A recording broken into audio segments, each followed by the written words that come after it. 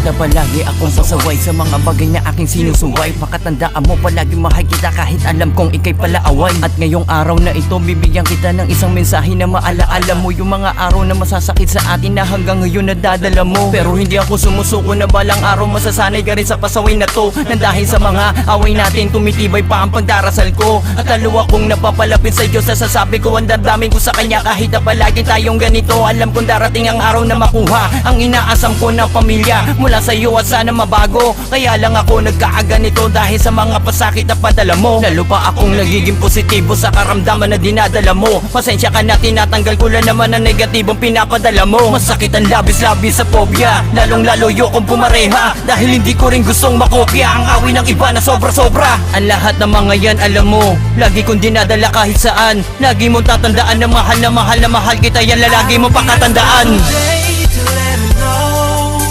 My baby girl, I'll never let her go.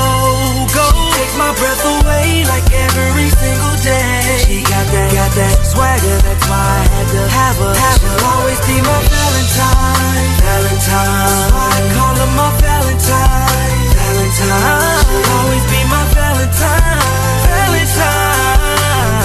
She is the one and she comes second to none. May mga bagay talaga sa ating mundong ginuguhit ng malalang sitwasyon, kung paano dadalahin ang mabigat na pasanin na meron naman solusyon. Sa bawat minuto, segundo ng oras palagi tayo nabibigyang pagsubok. Kaya ang isa sa atin ay nakakaranas sa parang bang bumabaha na sinasalo. Balde-balde bang mga luha, nakukuha natin to ng malala. Kaya mahal, tama na kadabugan na masasakit natin mga salita. Alam mo bang pagod na ako sa buhay ko na kung sino-sino pa. Kaya hindi ko nahahayaang pa mapalitan ang puso ko para sa iba. Mabibigyan mo na ako ng anghel, kaya di ko sasayangin lahat ng mga to. Takot na akong malayo pa sa kanya, gaya ng isa na di ko nakapiling to. Gagawin ko ang lahat sa kanya, mabuhat gaya na nilalaro ko siya. Hinihili sa aking mga braso habang pinapadede sa bote niya. Doon pala nakuha ko ng ngumiti habang pinagmamasdan ko kanya mukha, na magtatanggal sa aking mga pagod sa bisi ko na malalang manghina. Pangako ko sa'yo hindi mapapako, bibigyan ko na makulay na linya. Kaya sana wag mo ko pahirapan, hahanda ako para sa ating pamilya.